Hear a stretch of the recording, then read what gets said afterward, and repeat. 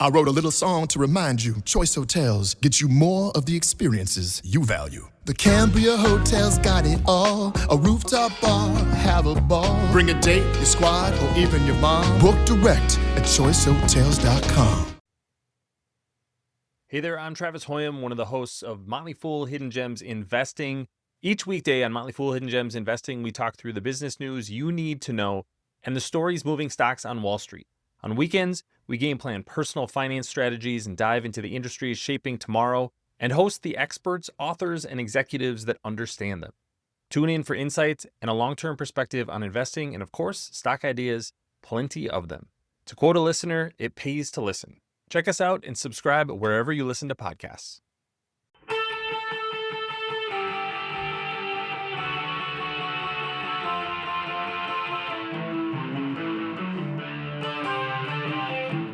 This is the Daily Blast from the New Republic, produced and presented by the DSR Network. I'm your host, Greg Sargent.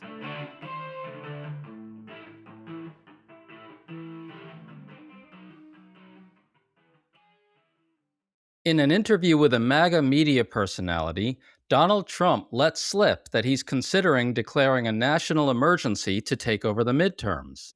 This is partly bluster, but we should take it seriously. It comes as Republicans privately fear Trump's rage is boiling over their failure to pass voter suppression legislation. He's clearly looking for new ways to steal the election this fall. So what can Trump actually do if he does try to go full dictator and seize control of the midterms? How far can he get?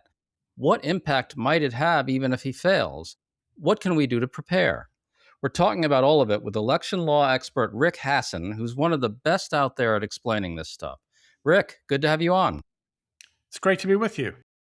So just to set the table here, the Senate went into recess without passing Trump's SAVE Act, which could disenfranchise millions if it did pass. Politico reports that Republicans are now bracing for Trump's quote-unquote wrath.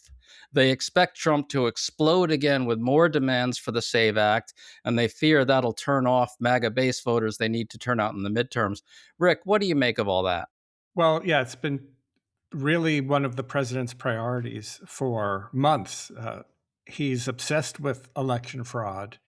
Whether he believes it or not, he talks about it constantly. And what the Save America Act, as it's now called in its most recent iteration, would do, among other things, is require everybody to potentially re-register to vote, providing original copies of their birth certificates, maybe their marriage licenses, their naturalization certificates.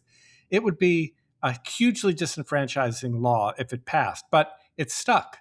There are not even 50 Republicans who support it. So there are Republicans like Lisa Murkowski and Mitch McConnell, both of whom have reasons to oppose it. So forget about blowing up the filibuster, which is what Trump wants the Senate to do. There's just not even enough support on the Republican side to get this thing passed with a majority vote. Right, this thing isn't happening, and that's the context for this. Trump was talking to Wayne Allen Root, a MAGA personality. Root suggests that Trump declare a national emergency to take over our elections. Then Root says the Supreme Court has precluded Congress from overriding such declarations.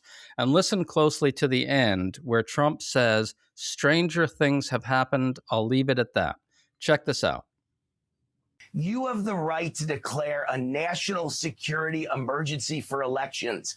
And the Supreme Court ruled in 1983 under Reagan that INS versus Chadha, that if you declare a national security emergency as the President of the United States, they can't challenge it. It can only be overturned by a 2/3 vote of both houses of Congress. So if you do this in the next month, we will get photo ID, proof of citizenship, and a limit to mail-in ballots, and you don't even need the Senate vote. Happened. Okay, I'll leave it at that.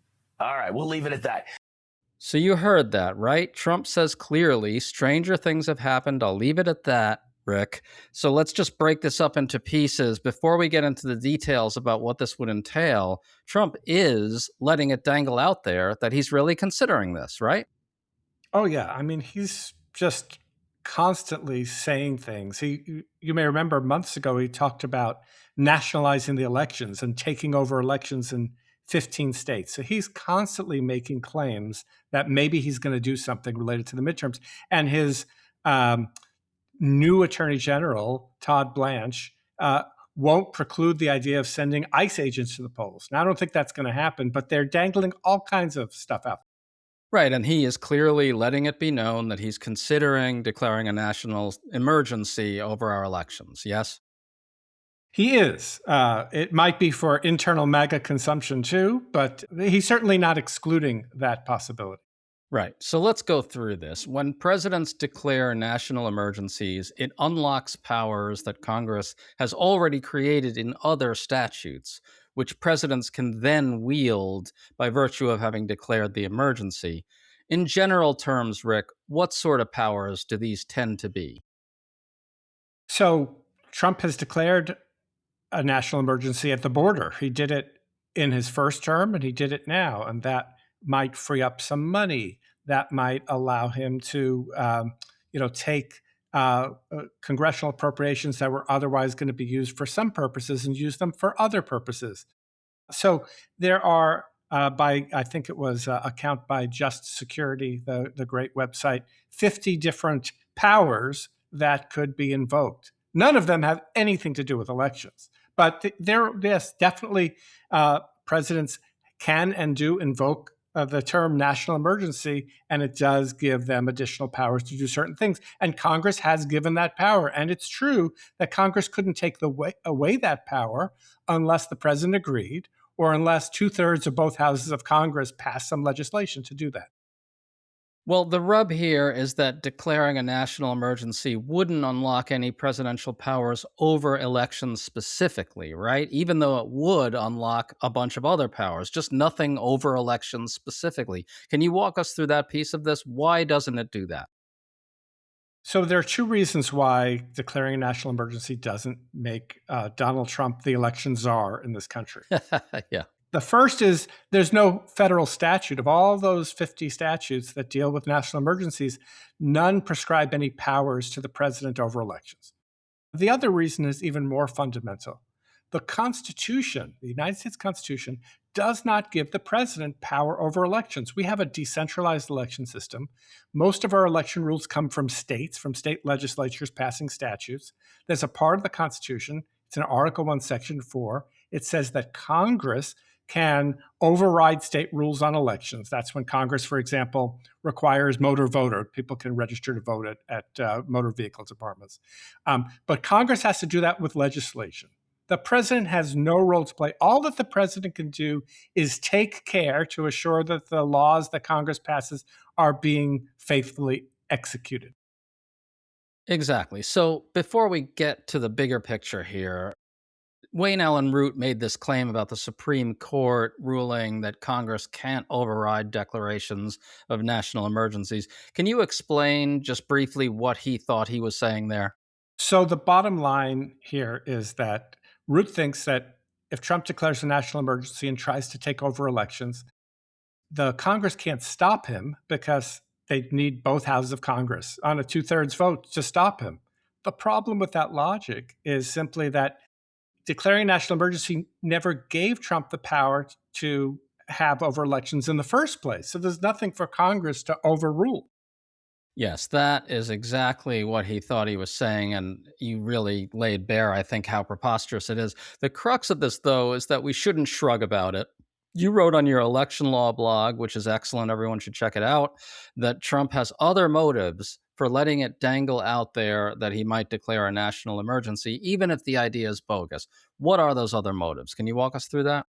Yeah, sure. So one thing that I think he's trying to do is to please his MAGA base. They've been pushing for a long time to have Trump declare this national emergency. In fact, there was some group that sent him a draft executive order that was going to do just that and totally take over elections. That document was leaked to the Washington Post. Trump never did anything about it. So he's trying to please the MAGA base, keep them thinking that he's going to do something. Second thing is that if the Democrats actually win control of both houses or even one house of Congress in November, they're going to make Trump's last 2 years very unpleasant. And so he is trying to delegitimize in advance those Democratic victories. I told you we should have fixed the elections. Democrats cheated. What they're doing is illegitimate. So to try to pre-bunk that, and the last thing I think that it does is he's trying to scare people. He's trying to scare people and thinking he has more power than he has. That itself makes him powerful because people are deterred by him. And maybe it deters people from showing up to vote in elections. Hey, are there going to be ICE agents at the polling place? Is my ballot not going to count? Why bother voting? And I think that's extremely dangerous. So these are all things I agree we should not be complacent at all, even if Trump doesn't have the power to actually do some of the stuff he's threatening. If you're enjoying this episode and want to get even more out of the DSR network, you need to check out our Substack. The DSR Network Substack is the absolute best way to follow Deep State Radio, the DSR Daily, Words Matter, Need to Know, Scylla Consciousness, AI, Energy and Climate, and the Daily Blast. Sign up to get notified every time a new episode drops and stay up to date on the latest news and expert analysis. Right now, we're offering 20% off of a DSR Network membership. Paid members get an ad-free listening experience, select episodes 2 days early, 50% off of David's Need to Know Substack, and more. To get your 20% off, go to dsrnetwork.substack.com/August26. That's dsrnetwork.substack.com/August26. Suffering from dry, tired, irritated eyes? Don't let dry eyes win. Use Systane Pro. It hydrates, restores, and protects dry eyes for up to 12 hours. Systane Pro. Triple action dry eye relief. Yeah, and I think that you very neatly get at what the role of ICE is in all this. ICE is very terrifying for good reason to a lot of people in the United States of America now. So whenever Trump says, oh, maybe ICE will be at the polling places, then they're hoping that people will just not want to run into masked, heavily armed thugs in the process of exercising their right to vote. And I think that's really what this is about, is to frighten us all into believing that we don't have an electoral system anymore, that they've won, basically. What do you think of that? Yeah, I think, Trump has managed to do a double whammy, right? On the one hand, he's convincing his supporters that the elections are rigged and that they can't be trusted. And then when Republicans try and take actions to secure the election system, like trying to pass the SAVE Act, well, then Democrats think, oh, he's trying to rig the elections. And so everybody's confidence in the elections go down. And it's like, why mail back by ballot if the post office isn't going to deliver it? Why show up at the polling place if there's going to be armed security there? Like, all of these things are, I think, scare tactics. And we shouldn't give Trump the power. We shouldn't give Trump room in our heads to panic over whether or not we're going to have free and fair elections. I think there's another element to this I want to get at as well. There's a tendency of the press and a lot of liberals to look at this kind of thing and say, oh, it's bluster, it's Trump using his magical distraction powers, et cetera, et cetera. But I think it should be hugely controversial that he would even say he's considering these things, because he's revealing a very profound contempt for our democracy, and really a profound contempt for you and me, Rick, as voters, contempt for millions and millions of voters across the country. And I think we should say loudly how vile it is for him to do that. What do you think? Well, you may remember that back in 2016 and in 2020, he said he wouldn't accept the results of the election unless he won. I mean, this is banana republic stuff. It's terrible stuff. And I should say, there are things that Donald Trump might try to do to try to manipulate the election outcomes that I'm very worried about. Not ICE agents at the polls, but trying to interfere with the certification of election results or the tabulation of ballots. Trump's got a lot of levers. These are not legal levers mostly. They're things that would be illegal. But one of the things I'm really worried about is, what if he tries to have his Department of Justice seize ballots in a live election? That would be terrible. So we have to be on guard. This is not a moment of complacency, even if it's true that the courts would say Trump has no power to nationalize our election. And just to go back to your earlier point about sowing doubts in the elections and sowing doubts in the legitimacy of elections, that has the ability to function later as a pretext for him doing those things that he could do, such as seize ballot boxes, right? Absolutely. And so I think at every opportunity, we have to point out that Trump doesn't have this power and point out how illegitimate it is for him to try to exercise it. one of the levers that Trump is trying to use right now is he's trying to order the United States Postal Service not to deliver mail-in ballots from states that don't comply with a set of rules that he's ordered the Postal Service to put out.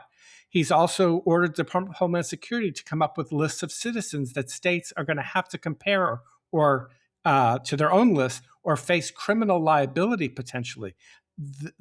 Whether he's going to be able to do any of this is currently before the United States Supreme Court in an emergency motion where Trump is trying to be able to do this before the elections. Now, I don't think he's going to be able to succeed, in part because it's too late. Our election administrators are already getting ready to run our elections, but it shows you he's using every tool, whether that's executive orders, whether that is his bully pulpit, whether that is his, various departments of his government that are trying to get voting rolls.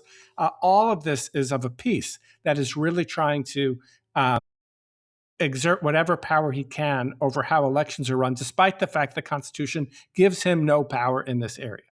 So, Rick, what can we do right now to prepare? What would you suggest to rank and file voters out there who are very worried about what's about to happen, but really adamantly want to do their part to whatever degree they can right now to prevent this madman from pulling off anything like that? Well, I mean, one thing to do is to make sure you're registered to vote and to actually vote. And, checking your registration with all of these Trump pressures on voter registration. I'm worried about states dropping people from the voting rolls who are eligible to vote. So make sure you can vote. That's like the number one thing. But also, I think, support those organizations that are fighting Trump on issues like whether he has any power over elections. There's been a lot of litigation already, and it's going to continue probably through the election. Because our elections are so decentralized, there's lots of opportunity for people to get involved as either poll workers or as observers, either for a party or with good government groups. There's election protection work to do. There's a lot of things to do. And if Trump actually tries to do something to interfere with elections, that's the time that the public is going to need to be ready to go to the streets if they need to. I really don't think that's going to be necessary because I think there's going to be enough pushback before that. But our democracy is not going to protect itself. It does appear as if civil society is fully engaged here. And I've got to say, I see democratic resilience in all that. Folks, if you want more of Rick Hasson, make sure to check out his blog, Election Law Blog. It's chock full of stuff like this. Rick, always good to talk to you. Thanks so much for coming on. Thanks for the opportunity. You've been listening to The Daily Blast with me, your host, Greg Sargent. The Daily Blast is a New Republic podcast and is produced by Riley Fessler and the DSR Network.